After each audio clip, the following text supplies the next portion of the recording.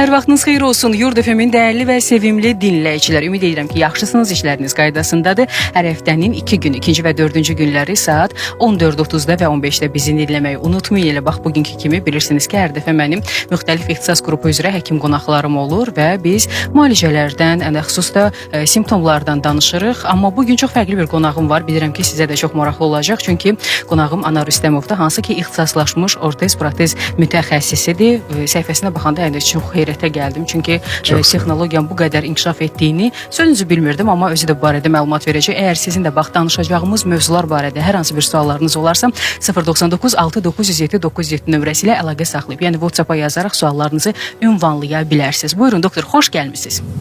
Xoş gördük, çox sağ olun. Öncəliklə dəvətiniz üçün təşəkkür edirəm ki, fürsət yaradırsınız. Biz olan bilik və təcrübələrimizi dinləyicilərimizlə paylaşmış oluruq.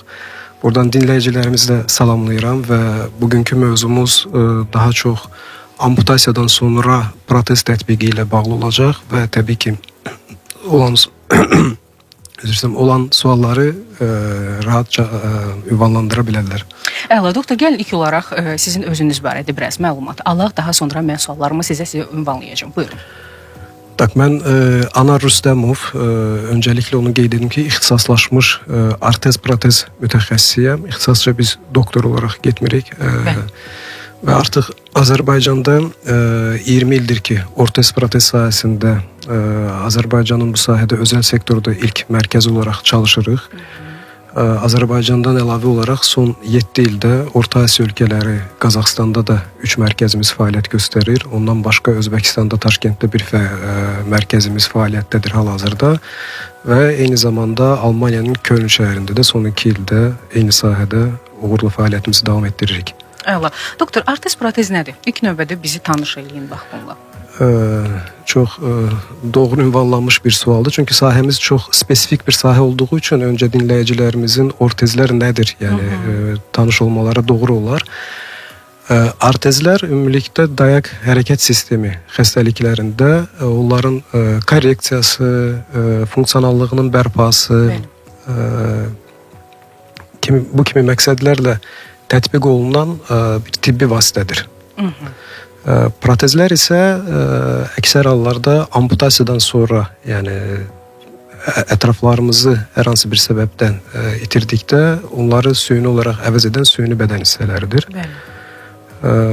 Ki bugünkü gündə ortez və protez xidməti olaraq mərkəzimizdə həm dayaq hərəkət sistemi xəstəlikləri, eyni zamanda həm amputasiyadan sonra ki həyatlarında bir çox pasientlərimizə mövcud olan texnoloji bilik və təcrübəmizlə dəstək olmağa çalışırıq.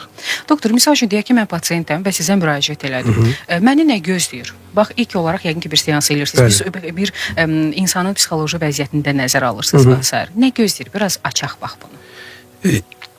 İlk öncə onu qeyd edim ki, əgər mövzu bugün daha çox protezlərlə bağlı olacaq, mövzu protezlə bağlıdırsa, ilk öncə pasiyentlər amputasiya edən cərrahlar, yəni müalicə həkimi tərəfindən protez mərkəzlərinə yönləndirir və təbii ki, pasiyenti ilk gözləyən amputasiyadan sonraki reabilitasiya dövründə güdüyə necə qulluq etməlidir?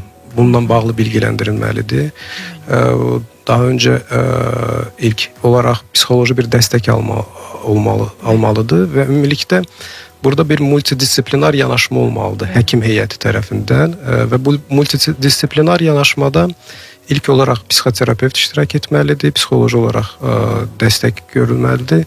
Ondan sonra ortez-protez texniki və reabilitoloq həkim tərəfindən güdüyə qulluq prosedurları tətbiq olunmalıdır və pasiyentə güdüyə bundan sonra necə qulluq olunacaq, bunlar ətraflı şəkildə izah olunmalıdır.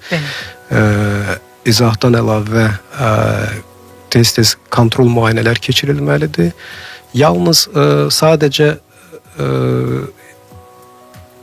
güdük protezə hazır olduğu halda ondan sonra protez tətbiqinə başlanıla bilər. Yəni, ümumilikdə amputasiyadan sonraki həyatında pasiyentlərimiz bilməli olduğu vacib məqamlar var ki, bunlar nələrdir? İlk öncə yara tam sağaldıqdan sonra əgər zamanında qeyd etdiyimiz bu protezə hazırlıq mərhələsi proseduruna başlanılmasa, Bundan sonraki mərhələdə protez tətbiqi də o qədər uğurlu olmayacaq. Ona görə güdüyün zamanında o şişkinliyinin ödəmin alınması üçün bandajlanması bu ilk önəmlidir.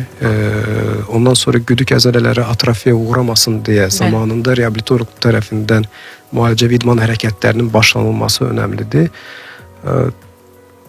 Təəssüflər olsun ki, biz 20 illik təcrübəmizdə bir çox hallarda biz nəyi görürük? Gecikmiş müraciətlər çox olur. Deyək ki, pasiyent il yarım bundan qabaq amputasiya keçirilib. Deyək ki, dizüstü bir amputasiyadır. İl yarımdan sonra onlar bizə necəsə ya sosial media vasitəsilə və yaxud da müalicəvi həkim tərəfindən yönləndirilib gəlib bizim mərkəzi tapırlar və baxırıq ki, artıq təəssüf güdük əzələləri ciddi atrofiya uğrayıb. Kontraktura var. Kontraktura yəni oynağın bir bucaq altında hərəkətinin məhdudlaşdırılması olaraq dəyərləndirilir. O zaman uyğun deyil belə çıxır, hə doktor, protezə? O zaman yenə də protez tətbiq etmək olar, amma pasiyent uzun bir reabilitasiya dönəmindən keçməlidir və yenə də o istədiyimiz çox da uğurlu nəticəni təəssüf ala bilmirik belə olduqda. Ona görə buradan fürsət yaranıb mən bütün dinləyicilərimizə müraciət edirəm. Əgər kiminsə təbii ki, hamının ailəsindən uzaq yenə də, amma kiminsə yaxınlarında amputasiya keçirmiş bir pasiyent varsa, zamanında müraciət eləməkləri çox doğru olar və növbəti həyatlarında təbii ki, protezlərindən daha maksimum faydalanmış ola bilər. Doktor, qəbulda yaş həddi var. Bax, mənə bu maraqlıdır. Məsəl üçün, ola bilər ki, uşaqlarda da indi müəyyən amputasiyalar olur da. Bəli. Uşaq yaşlarından, yəni valideynlər gətirə bilərlər uşaqlarını.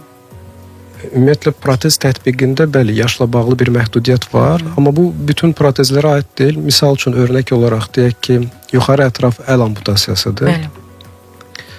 Deyək ki, uşağın 5 yaşı var, amma funksional bir protez istifadə etmək istəyir. Bəli. Elektronik protezlər, onların tətbiqi hardasa bir 15 yaşından başlanılır. Daha doğrusu bu yaşla bağlı deyil, uşağın müəyyən bir ölçüyə gəlib çıxması, yəni boy çəki olaraq bundan bağlıdır. Amma bu o demək deyil ki, 5 yaşında, 3 yaşında, 2 yaşında uşaq protez istifadə etməməlidir, mütləq şəkildə etməlidir. Hələ xüsusən əgər bu yuxarı ətraf protezidirsə, o hər hansı bir işlək bir protez tətbiq olunmasa həmin pasiyentə, yenə də əzəli atrofiya uğrayacaq. Yəni ki, o uşaq gəlib 15-16 yaşına çatanda sonra onu o funksional protezi, o bionik dediyimiz protezləri də tətbiq etmək olmayacaq. Fərqi nədir bəs, doktor, bu dediyiniz protezlər arasında? Əgər yuxarı ətraf protezləri olaraq soruşursunuzsa... Məsəl üçün, bionik deyirsiniz, müxtəlif adlar səsləndirirsiniz. Fərqi nədir bunlar arasında? Fərq funksionallığındadır. Bionik dediyimiz protezlərdə bizim 5 barmağımız, 5-i də bir-birindən asılı olmayaraq fərqli 14 funksiyonu yerinə yetirə bilir. Ki bu da günlük praktikamızda istifadə etdiyimiz o deyək ki, stəkan tutmaq, qələm tutmaq, çanta daşımaq, düymə basmaq, yəni bunları yerinə yetirmək üçün kifayət edir. Bundan əlavə olaraq var mioelektronik protezlər. Bunlar bionik protezlər kimi elektronikdir, amma sadəcə əlin açıb ümumilikdə qapama funksiyasını yerinə yetirir. Yəni, ümumiyyətlə, protez seçimi çox fərdidir. Burada biz bir protez mütəxəssisi olaraq pasiyentin bütün fərdi göstəricilərini dəyərləndirib, onun yaşı, çəkisi, aktivlik dərəcəsi, iş adamıdırmı, yoxsa oturaq həyat tərzi çox keçirir, ümumiyyətlə, protezdən gözləntiləri nədir? Bunların hamısını nəzərə alaraq həmin pasiyentə onun ehtiyac və tələblərinə görə fərdi şəkildə təyin olunur. Misal üçün, deyək ki, pasiyent sol əlini itirib. Bəli. Sol əlində bionik ələ o qədər ehtiyac yoxdur. Biz məsləhət görmürük. O ki, pasiyentin maddi imkanı yol verirsə və mən illa bionik protez istəyirəm deyə bir tələbdədirsə, yenə də bionik protez tətbiq oluna bilər. Amma biz bir mərkəz olaraq bu sahənin mütəxəssisi bizik. Aydın məsələdir ki, müraciət edən pasiyent o qədər bilgili deyil. Yəni, doğru yönləndirmək məqsədilə biz bildiririk ki, baxın, bu sizdə sol əldə o qədər, əgər təbii ki, solaxay deyilsə, yəni bu əl o qədər onsuz da funksionallıq baxımından işlətmirsin. Sol əldə yəni gedib o qədər maliyyə sərf edib bionik protez əldə etməyə də ehtiyac yoxdur. Siz sadəcə açıb qapama funksiyasını icra edə bilərsiniz. Və yaxud da əgər pasiyentin daha çox kosmetiklik, yəni protezin estetikliyi baxımından bir gözləntisi, tələbi varsa, O zaman heç biz elektronik protez belə tövsiyə etmirik. Silikon kosmetik protezlər hazırlayırıq. Hansı ki çox real görünür. Görmüsünüz yəqin ki, var səhifəmizdə. Bəli, orada biz rəng çalarlarını, digər sağlam əlinə baxaraq, bu artıq tək protez texniki bir işi deyil. Çünki silikon kosmetik protezi hər protez mütəxəssisi də hazırlaya bilməz. Çünki burada bir protez mütəxəssisi olmaqdan ziyadə həm də rəssam, yəni yaradıcılıq bacarıqları lazımdır ki biz də onu orada şəkillərdə gördüyünüz, məsəl üçün oradakı tüklər ki var, o da belə real insan tükləridir. Bəli, doktor, heç seçilmir. Hətta bəzən eləsi var ki, o taxılma prosesini də göstərirsiniz. Bəli, bəli. Heç cür ayırd eləmək olmur onu. Yəni sadəcə ehtimal ki, hərəkət baxımından yəqin ki, məhdudiyyət var. Yəni onları hərəkət etdirmək olmur. Sadəcə kosmetik olaraq o görünüş baxımından çox real görünür. Kosmetik protezlər bəli, funksional bir məqsəd daşımır, sadəcə görüntünü təmin eləyir. Amma o qədər yəni pasiyentə psixoemosional olaraq müsbət təsir edir ki, yəni biraz mental olaraq təbii ki fərqimiz də var. Məsəl üçün bu gün hər hansısa bir Avropa ölkəsində protez istifadə edən şəxs heç onun kosmetik örtüyü olmadan, yəni belə dəmiri borusu görünərək də rahatlıqla hərəkət edir və burada bir kompleksdə yaşamır. Bizdə təbii ki, bu məqam var, ona görə hamı daha çox estetikliyə önəm verir. Yəni, buradan ki, bizi eşidirlər, mən artıq amputasiya olmuş şəxslər deyil, ümumiyyətlə, əhalimizə səslənərək deyirəm ki, yəni, yolda, hardasa bir ictimai bir yerdə protez istifadə edən birini gördükdə çox da... Diqqətinizi ora verməyin. Çox da, bəli, yəni, mən misal üçün özüm bir neçə də şahidi oldum. Parkda bir bəy, bizim pasiyent idi, elə təsadüfən rast gəldik. Yanaşı oturacaqdan biraz yaşlı nəsildən ay bala, sənə nə olub, niyə belə? Yəni adam çox da pozitiv idi. Bəli, bəli. Yəni həmin gün o qədər o negativ, yəni düzdür, bir tərəfdən milli olaraq müsbət xüsusiyyətimizi bir-birimizə can yandırırıq, qayğı göstəririk, maraqlanırıq, amma digər tərəfdən də nə təəssüf ki, protez istifadəçilərini müəyyən qədər biraz kompleksə sala bilər. Ona görə bizdə daha çox kosmetikliyə önəm verirlər. Doktor, mənə bilirsiniz nə maraqlıdır? Bax, böyümə dövründə olan hər hansı bir uşaq deyək də, indi hər hansı bir protezdən istifadə etdiniz, o taxtı. Amma bu böyümə dövründədir və normal olaraq üzvləri böyüyür. Bəs o zaman nə edirsiniz? Neçə ildən bir kontrola gəlməlidir ki, onlar düzgün ölçüdə olsun, bax belə deyim. Yəni, böyümə mərhələsində olan, yəni uşaq və yeniyetmə pasiyentlərimizdə təbii ki, protezin dəyişilməsi daha intensiv, daha qısa bir müddətdə dəyişim işləri görülür. Amma burada yenə də dəyişim dedikdə tam şəkildə protez dəyişmir. Deyək ki, uşağın ayağı böyüyə bilər, ayaq ölçüsü dəyişə bilər. Buna görə sadəcə protezin ayaq hissəsi dəyişir. Boru hissəsi onsuz da uzadıla bilir. O da müəyyən bir məhdud ölçüyə qədər. Yəni, ən azından boru hissəsi 4 ili, 5 ili idarə edə bilir. O ki qaldı protezin ayaqla, güdüklə, yəni təmas edən silikon içlik liner deyirik və yaxud da soket deyirik bu güdüyü əhatə edən hissəsinə. Onlar bəli ölçü dəyişdikdə onlar dəyişilməli olur. Və artıq yəni sualınıza cavab olaraq hansı intensivlikdə dəyişir, o da uşağın böyümə intensivliyinə bağlıdır. Yəni ölçü dəyişdikdə biz onsuz da bütün pasiyentlərimizə bildiririk ki, ümumiyyətlə hər hansı bir narahatçılıq olduqda və o narahatçılığa da əksər hallarda səbəb ölçünün dəyişilməsi olur. Amma pasiyent bunu özlüyündə dəyərləndirə bilmir ki, yəni mənim narahatçılığım ölçümün dəyişməsi ilə mi bağlıdır, yoxsa protezlə mi bağlıdır? Ona görə biz bildiririk ki, zamanında bizə müraciət etsəz, təbii ki, biz müəyyən edib səbəbi, əksər hallarda da səbəb ölçü dəyişikliyi olur. Ya güdüyün həcm dəyişikliyi olur. Bu tək uşaqlarda deyil, böyüklərdə də olur. Məsəl üçün, gələrkən güdük çevrəsi 32 cm olur. 3 ay sonra olur 36 cm. Pasiyent biraz kilo alıb, ölçüləri dəyişib, protezimi düz hazırlamamısınız, protez ayağımı sıxır. Amma bəzi gözünün fərqində deyil. Və yaxud da deyək ki, kilo olaraq verib, yenə də eyni sıxıntıları yaşayır. Yəni, önəmli olan buradan bütün pasiyentlərimizə də səslənirəm. Yəni, xidmət aldığınız mərkəzə fərq etməz, bizim mərkəz olsun və yaxud da başqa mərkəzlər olsun. Yəni, zamanında müraciət etmək.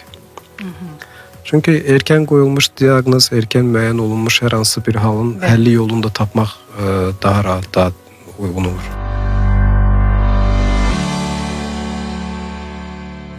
Dəyərli dinləyicilər, hər birinizi bir daha salamlayıram. Siz 90.7 FM-də Yurd FM-də Şəfa Yurdunu dinləyirsiniz. Bugünkü qonağım Anna Rüstəmovdur, hansı ki ixtisaslaşmış artez-protez mütəxəssisidir. Bayaq demişdim, siz də əgər suallarınız varsa bizə göndərə bilərsiniz. Artıq yazırsınız. 099 6 907 907 WhatsApp nömrəsi sizin ixtiyarınızdadır. Doktor, suallar keçməmiş, istəyirəm sualları ünvanlayaq, cavablandıraq, daha sonra mövzu üzrə danışarıq. Deməli, 7704 yazıb ki, hansı idman hərəkətlərini məsləhət görərdiniz? İdman hərəkətlərini təbii ki biz deyil, bununla xüsusi reabilitoloji mərkəzlər məşğul olur və o reabilitoloji mərkəzdə çalışan reabilitoloqlar xəstəni müayinə etdikdən sonra ona özəl olaraq seçilmiş idman hərəkətlərini verirlər. Bununla bağlı bir reabilitoloqa müraciət olunsa təbii ki daha doğru olar. Bunlar əksər hallarda amputasiya olmuş nahiyədə olan əzələlərin açıcı və bükücü, yaxınlaşdırıcı və uzaqlaşdırıcı əzələlərin gücləndirilməsi ilə bağlı olur ki, növbəti həyatında pasiyent artıq protez istifadə etdik, protezi bir növ qaldırmağa və hərəkət etməyə gücü olsun. 1567 yazıb ki, hamıya salam, hazır ki, ən etibarlı protez texnologiyası hansıdır? Etibarlı protez texnologiyası deyə bir anlayış yoxdur. Yəni, bütün protezlər etibarlıdır. Sadəcə hər bir pasiyent üçün ona aid olan fərdi bir protez var. Bunu bilməliyik. Yəni, protez hər bir pasiyentə fərdi seçilir və onun əgər fərdi göstəricilərinə, müayinənin nəticəsinə görə doğru protez seçilsə, o halda təbii ki, onun üçün güvənli və etibarlı olacaq. 9032 deyir ki, salam, hərəkətli protezlər haqqında məlumat verə bilərsiniz. Hərəkətli protezlər təbii ki, indi tam bilmədik, yuxarı və yaxud da aşağı ətrafla bağlıdır. Əgər yuxarı ətraf olaraq sualı dəyərləndirsək, bionik protezlər yəqin ki, nəzərdə tutulur. Bionik protezlər belə bir mif var ki, bionik protezlər beyinlə idarə olunur. Əslində beyinlə deyil, bionik protezlərdə biz açıcı və bükücü əzələlərə 2 elektrod yerləşdiririk. Öncə həmin əzələlərdə daha həssas nöqtələri tapırıq. Xüsusi bir cihazımız var, o cihazla, mioteslə və həmin nahiyələrə biz elektrodları yerləşdiririk. Bu arada elektrodlar invaziv, yəni dəri daxilinə yerləşdirilmir. Yəni həmin əzələnin üzərinə qoyulur sadəcə, təmas edir. Və həmin o elektrodlar əzələni biz sıxıb açdığımız zaman, yəni güdüyümüzün əzələləri, yəni amputasiyadan sonra ətrafımızın qalan hissəsində olan o əzələləri açıb bükdüyümüz zaman elektrodlar vasitəsilə protezin mikroçipi var. Ora komanda ötürülür və oradan da komanda ötürülür kiçik servomotorlar var. Servomotorlara və o servomotorlar hərəkətə gəlir. Və hansı hərəkətləri icra edəcək, misal üçün stəkan tutmaq, qələm tutmaq, biz onlara artıq protez mütəxəssisi proqram təminatı vasitəsilə və pasiyentin tələbinə görə, məsələn, mən istəyirəm ki, ilk hərəkətim stəkanı tutmaq olsun, ikinci hərəkətim qələmi tutmaq olsun, üçüncü çantanı tutmaq və buna görə biz o protezi proqramlaşdırırıq. Çox qəşəng. Çox sadə danışırsınız. Halbuki çox çətin ixtisasdır. Mən çalışıram ki, hər kəs məncə öz kompleksindən də azad olur. Çalışıram tibbi terminlərdən çox istifadə etməyim ki, dinləyicilərimiz təbii ki, bizi anlasınlar. 0856 yazıb ki, salam, protezi dəyişmək vaxtı gəldiyini necə müəyyən edə bilərəm? Çox doğru bir, maraqlı bir sualdır. Protezi dəyişmək vaxtını ilk öncə onu qeyd edim ki, protez mütəxəssisi müəyyən edir. Amma pasiyent hardan bilə bilər ki, görəsən artıq protezimin dəyişmə zamanı gəlibmi? Pasiyent bir şey bilməlidir ki, protez artıq sizi narahat edirsə, yəni normal günlük aktivliyinizdə əvvəlki kimi bir rahatlığınız yoxdursa, addım atarkən protez sizi daha çox sağa bir meyilli bir addım atmağa vadar edir, sola mı və yaxud da bir boşluq mu var və yaxud da sıxır, narahat edirsə, protez mütəxəssisinizə müraciət edirsiniz. O artıq müayinədən sonra bəlli edəcək ki, protezi dəyişmək mi lazımdır və yaxud da o sıxan, o baskı verən hissəni genişləndirmək mi lazımdır, ya kiçik bir tənzimləmə etməklə yenidən siz o rahat hərəkətə geri qaytaracaq və yaxud da bunu protezin hər hansı bir hissəsini dəyişməklə edəcək. Doktor, işləriniz əladır və mən düşünürəm ki, çox insan Azərbaycanda çox da bələd deyil və buna görə də ölkə xaricinə üst tuturlar sırf protezləri, necə deyim, ölçülərini almaq üçün və yaxud da ümumiyyətlə düzəltdirmək üçün, belə deyim. Nə məsləhət görürsünüz? Bəli, bizim sahəmiz çox spesifik olması baxımı ilə təbii ki, çox da tanınan, yəni belə deyək, tibb cəmiyyətində təbii ki, düşünürəm ki, kifayət qədər tanınırıq. Müəyyən dövlət qurumları tanıyır ki, illərdə Azərbaycanda qazilərimizin protezlə təminatını Heydər Əliyev Fondunun dəstəyi ilə icra etmişik.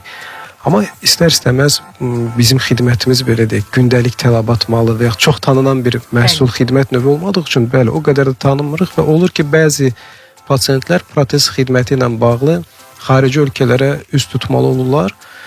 Yəni protez əldə etmək təbii ki, əgər pasientin yaşadığı ölkədə o xidmət varsa, xarici ölkədə almaq doğru deyil. Bunu bir mərkəz olaraq, yəni Azərbaycanda bizim və digər çalışan mərkəzlərin belə mənafi baxımından qeyd etmirəm, texniki xidmət baxımından bu doğru deyil. Çünki deyək ki, bir pasient müraciət etdi, bizə ən yaxın deyək ki, olan ölkə Türkiyədə və yaxud da başqa bir ölkədə protez xidmətindən yararlandı. Bəli. Okay, bir həftə 10 gün orada onu protezlə 20 gün ola bilər, protezlə 20 gün sonra təmin etdilər və pasient öz ölkəsinə geri döndü. Bəli. Geri döndükdən bir həftə sonra deyək ki, protezdə hər hansı bir tənzimləmə işinə ehtiyac var. Çünki o olunmasa pasient hərəkət edə bilməyəcək və bir həftədən sonra yenidən həmin ölkəyə aviabilet al, otel bron elə, get, gəl Artıq xərc, stres və onu qeyd etməliyəm ki, ilkin protezləmədə, deyək ki, amputasiya olmuş şəxsin ilk protezidir. İlkin protezləmədə onsuz da istəyir biz olaq, istəyir fərqli bir protez mərkəzi olsun, il ərzində azı bir 5-6 dəfə müraciət etməlidir. Yəni adaptasiya, uyğunlaşma mərhələsində bu get-gəllər olacaq. İndi siz təsəvvür edin, ölkə xaricinə 5 dəfə gedib gəlmək bir protezin dəyərindən bəlkə 2 qat artıq bir məsrəfdir. Bəli, bəli. O səbəbdən tövsiyə olunmur.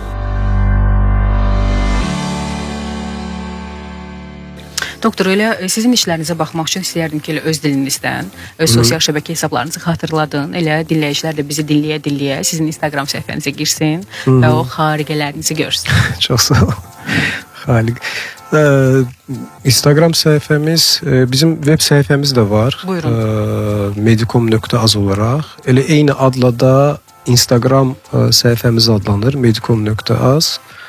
Bu səhifələrdən bizi izləyə bilərlər. Biz çalışırıq, düzdür, ola bilsin ki, biraz gec başladıq maarifləndirmə fəaliyyətinə, amma son bir ildə daha çox maarifləndirici xarakterli paylaşımlar paylaşırıq ki, maksimum olaraq insanlara faydalı ola bilək.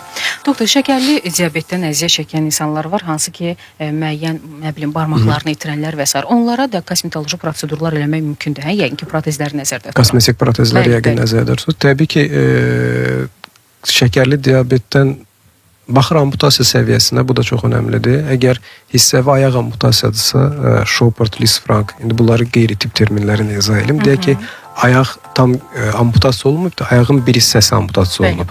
Ya barmaqlar, ya barmaqdan biraz arxa dabana yaxın belə deyək. Bu halda onsuz da yeganə protez seçimi silikon kosmetik ayaq protezidir. Misal üçün qeyd edim, diz üstü, diz altı, yəni daha yüksək səviyyədə amputasiyalarda pasientin protez seçimi ilə bağlı elə bir məhdudiyyəti yoxdur. Yüzlərlə çeşidli protez var. Yəni həm onun fərdi göstəricilərinə görə, həm də maddi imkanına görə hər hansı bir protez çeşidini seçə bilər. Amma hissəvi ayaq amputasiyasında pasientin iki seçimi var. Ya 100 il bundan öncə tətbiq olunan, elə də indi də tətbiq olunur təəssüf bir çox, postsovet məkanında daha çox, o dəridən tikilən gərək protezlərdən istifadə eləsin ki, onlar da təbii ki, dərisi yaralanmaya həssas olan diabetik xəstələrə heç uyğun deyil. Amma deyək ki, texnologiya inkişaf etməmişdi, yox idi indiki müasir tipli protezlər, o vaxt həll yolu oydu yəni yenə də. Amma bugün istifadə baxımından çox rahat olan, həm də estetik görünüşü real görüntüyə maksimum uyğun olan kosmetik protezlər var və bugünkü gündə o şəkərli diabet xəstələrinin o protezdən istifadə etmələri nəinki görüntü baxımından, eyni zamanda normal həyatlarını, gələcək həyatlarını o yarasız və yaxud da daha üst səviyyədə amputasiya olunmaması üçün o protezlərdən bəli istifadə etməlidirlər. Yəqin ki, allergik hər hansı bir reaksiya da yoxdur, heç bir zərəri falan yoxdur, hə doktor olarım? Klinik olaraq ümumiyyətlə protezlərdə olur allergik reaksiya. Misal üçün 100 xəstədən birdə ikisində statistik olaraq görülür. Bu halda da pasientlər yönləndirilir dəri-zöhrəvi həkiminə. Yəni orada artıq dəri-zöhrəvi həkimi orada müəyyən kosmetoloji prosedurlar, yəni müalicələr edərək həmin o allergik reaksiyanı götürmüş olur. O götürüldükdən sonra pasient yenidən protez tətbiqinə başlanır. Növündən asılı olmayaraq soruşuram. Hazırlama müddəti nə qədər çəkir doktor? Yəqin ki, bu hamıya maraqlıdır. Çünki gözləməyi sevmirik axı biz. Elədir. Heç sevmirik. Normada hardasa ortalama təbii ki, növlərinə görə cavablandırsaq çox fərqlilik daşıyır, amma normada hardasa bir ay çəkir. Bir ay çəkir, bir də pasiyentin seçdiyi protez çeşidindən də asılıdır. Deyək ki, əgər bu Türkiyə istehsalıdırsa daha tez, yəni bu yol amili də var, yəni daha tez əldə edib daha tez təhvil verə bilirik. Amma əksər protezlərimiz biz daha çox Almaniya istehsalı protezləri, bir də Amerika Birləşmiş Ştatların istehsalçılarının məhsullarını istifadə edirik. O zaman ay yarım, 2 ay belə çəkə bilər. Doktor, misal üçün deyək ki, hardasa bir aydır hər hansı bir üzvünü itirib və sizə müraciət eləməlidir. Üstündən nə qədər müddət keçməlidir ki, siz onu hazırlayasınız? Baxın, bu elə mənim bugün daha çox vurğulamaq istədiyim və çox maraqlı bir sualdır. Çünki buna çox önəm verilməlidir.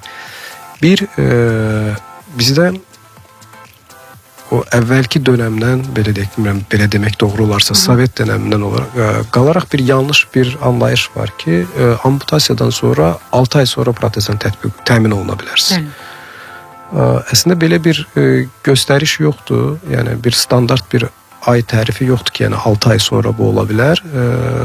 Yara sağaldıqdan sonra, yəni yara qapandıqdan sonra artıq protez mütəxəssisi və reabilitoloq tərəfindən güdüyün protezə hazırlanma proseduruna başlanılmalıdır.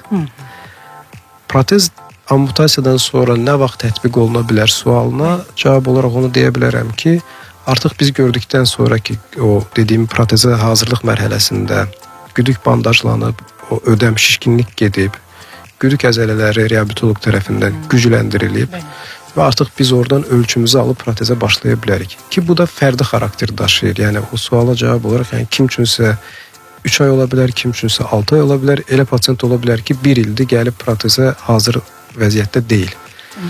Amma pasiyentlərimiz onu bilməlidirlər ki, əməliyyatdan sonra mütləq şəkildə yara ki, qapandı, artıq protez mərkəzinə müraciət edə bilərlər. Yəni, keçmişdəki o aylarla, illərlə gözləmək Bəli, ki, zamanında doğru yönləndirsinlər, bu inandırım sizə çox vacib bir amildir. Çünki nə olur, deyək ki, həmin pasiyentə deyilir ki, 6 ay sonra protez tətbiq oluna bilər sizə. 6 aydan sonra pasiyent bir 3-4 ayda protez mərkəzi axtarışına çıxır. Ondan sonra qiymətli belə digər şərtlərlə maraqlandıqdan sonra 5-6 ayda maliyyə axtarışına çıxır və il yarımdan sonra gəlir, maddi vəziyyətini artıq təmin edib, hər bir şəkildən protezə artıq hazırdır, ruhsal olaraq da hazırdır, amma güdük hazır deyil, güdük üzərində elə bir 6 ayda işləmək lazımdır. Və bəlkə də vaxt itirir, bəlkə də heç protez tətbiqi mümkün ola bilməyəcək hallarda olur. Hansı hallarda doktor? Bax, mənə o maraqlıdır. Yəni, gecikmiş hesab olunan yəqin ki, pasiyentlər də var da. Nə baş verəndə olur? Əksər halda protez tətbiqini çətinləşdirən hallar hansılardır? Bir, oynaq kontrakturasıdır. 2, güdük əzələlərin ciddi şəkildə atrofiya uğramasıdır. Əsas bu 2 amildir. Ki, kontraktura ilə bağlı biraz açıqlama verim qeyri-tibbi dildə. Yəni, az öncə bildirdiyim kimi oynağın müəyyən bucaq olaraq məhdudlaşmasıdır hərəkəti. Deyək ki, dizdən yuxarı bir amputasiya keçirilmiş bir pasiyent əgər protez tətbiqini gecikdirirsə, nə olur? Yəni, aylarla, illərlə oturaq vəziyyətdə mi qalır? Ya əlir arabasında, ya da evdə bir oturacaqda. Və oturaq vəziyyətdə qaldıqda bu zaman bu çanaq oynağı nə olur? Elə oturaq vəziyyətdə də başlayır fiksə olunmağa. Yəni biz oturduqda nə edirik? 90 dərəcədə hardasın, 90, 100, 120, 110 dərəcədə deyək ki, əyləşirik. Nə olmuş olur? O qədər oturaq vəziyyətə alışır ki, və yaxud da ola bilsin siz də görmüşsünüz şəhərdə deyək ki, bir protezsiz olaraq hərəkət edirlər. Amputasiya olunmuş ətrafı qaldırıb əsanın üzərinə qoyurlar bükük vəziyyətdə. Görmüşsünüz yəqin. Bax, bunlar hamısı o oynağın bükük vəziyyətdə gətirib nəyə çatdırır? Fiksə olunmasına. Biz protez tətbiq etdikdə isə ağırlıq mərkəzimiz 180 dərəcə yerlə təmas etməlidir də. Yəni, amma həmin oynağı artıq bu çanaq oynağını 180 dərəcəyə gətirmək olmur axı. Bud sümüyünü aşağı gətiririk, belə əyilir. Beli düzəldirik, bud sümüyünə doğru gedir. və bu təbii ki, protez tətbiqində çox ciddi maneələr yaradır. Bir də əgər ikinci qeyd etdiyim amil əzələ atrofiyası, əzələ atrofiyası yəni əzələnin passivləşməsi, gücünü itirməsi. Onsuz da əməliyyatdan sonra əzələnin bir ucu kəsildiyi üçün o eyni gücündə olmur, çox zəif olur. Əməliyyatdan sonra reabilitasiya dönəmində o gücləndirilməlidir reabilitologlar tərəfindən. Və əgər pasient bunu etməyibsə, o protezi necə qaldıracaq, necə hərəkət etdirəcək? Bunlar çox vacibdir. Mən buradan tək dinləyicilərimiz, əhali olaraq deyil, yəni tibb cəmiyyətinə, bütün əhalimizə səslənirəm ki, zamanında müraciət etmələri daha doğru olar ki, çünki əksər hallarda biz gənclər arasında da görürük. Gənc də o aktiv həyat tərzinə geri dönə bilər və bugünkü bizim də Medicomortis Protez Mərkəzi olaraq tətbiq etdiyimiz yüksək texnologiyalar sayəsində yəni tam o belə deyək hərəkət sevincini yenidən yaşaya bilər. İstər velosiped sürər, istər idmanla məşğul olar. Amma bu protezə uyğunlaşma mərhələsini zamanımızda keçmədikdə özümüzü bu pozitiv nəticədən məhrum etmiş oluruq. Məncə də, çünki vaxt itirdikcə sanki o döngüyə girir pasient və istərsəməz psixoloji durumuna da çox təsir eləyir. Eynilə. Kompleksə düşür və bu da heç bizim istəmədiyimiz bir şeydir. Doktor, son olaraq bax bu xidmətin keyfiyyətinin artırılması üçün hansı işlər görülməlidir sizcə? Çox yəni bu suala əslində çox geniş cavab vermək istəyərdim, amma vaxt məhdudiyyətimizi nəzərə alaraq qısa lakonik ilk növbədə doğru görərdim ki, Azərbaycanda ortez protez mütəxəssislərin yetişdirilməsi ilə bağlı təhsil sistemində bir fakültə açılsın. Bununla bağlı təklif vermişəm. Ola bilsin də ki, sentyabr, oktyabrdan etibarən dərs keçirilməsi ilə bağlı da təhsil baxımından da bir fəaliyyətim olsun. İnşallah təsdiqlənsə əgər. Bir ölkədə bizim sahənin təhsil olmalıdır ki, bu sahədə mütəxəssislər yetişsin. 2, sahəyə ciddi nəzarət olunmalıdır müəyyən dövlət qurumları baxımından ki, istər-istəməz azad sahibkarlıq dövrüdür. Yəni bizim sahədə də çox təəssüflə qeyd etmək istəyirəm ki, belə bir hallar var. Yəni ixtisası nəinki tibbi ixtisas, qeyri-tibbi ixtisasdan da maliyyə krediti olsun, başqa bir ixtisası bitirmiş şəxslər də bugün ortez protez xidməti göstərir. Və bu qədər ciddi bir boşluğumuz var təəssüf ki. O baxımdan təbii ki, işin standartlarına nəzarət olunması bu sahənin keyfiyyət xidmətinin artmasına gətirib çıxaracaq. Çünki standartlar tətbiq olunsa, insanlar başa düşəcək ki, bu sahədə mən əhaliyə xidmət göstərməyim üçün özümü inkişaf etdirməliyəm, təlimlərə qatırmalıyam, o standartın müəyyən meyarları var, sertifikatların olmalıdır, təhsilin olmalıdır və təbii ki, bu gətirib sahənin daha da inkişaf etməsinə və əhalimizin bu sahədə daha keyfiyyətli xidmət almasına gətirib çıxaracaq. Doktor, tam aparıcı kimi danışdınız. Heç mənim sonlandırılmama ehtiyac yoxdur. Dəyərli dinləyicilər, bir daha xatırladım ki, siz 90.7 FM-də, Yurd FM-də Şəfa Yurdunu dinlədiniz. Bugün çox maraqlı bir mövzuya toxunduq. Əgər siz də bax bizi dinlədinizsə və yaxud da vaxt məhdudiyyətim var, amma sizi çox təəssüf ki, dinləyə bilmədim deyirsinizsə, heç məyus olmuyor. Çünki cəmi bir gün sonra Yurd FM-in rəsmi YouTube platformasında və həmçində Instagram hesabımızda paylaşacağıq. Bizi həm dinləyə, həm də izləyə bilərsiniz. Amma doktorun da nömrəsini istəyirsinizsə, o zaman 099 6 907 907 WhatsApp nömrəsinə də yaza bilərsiniz. Biz sizə mütləq geri dönüş eləyəcək. Yeri gəlmişkən, dəyərli həkimlər, üzümü sizə tuturam. Siz də Şəfa Yurdunda 90.7 FM-də, Yurd FM-də həkim qismində iştirak etmək istəyirsinizsə, o zaman siz də 099 6 907 907 nömrəsi ilə əlaqə saxlaya bilərsiniz. Dəyərli dinləyicilər, hər həftənin 2-ci günü saat 3-də, 4-cü gün isə 3-ün yarısı sizinlə birlikdə oluruq. Çalışın, heç vaxt xəstələnməyin, hər zaman sağlam qalın.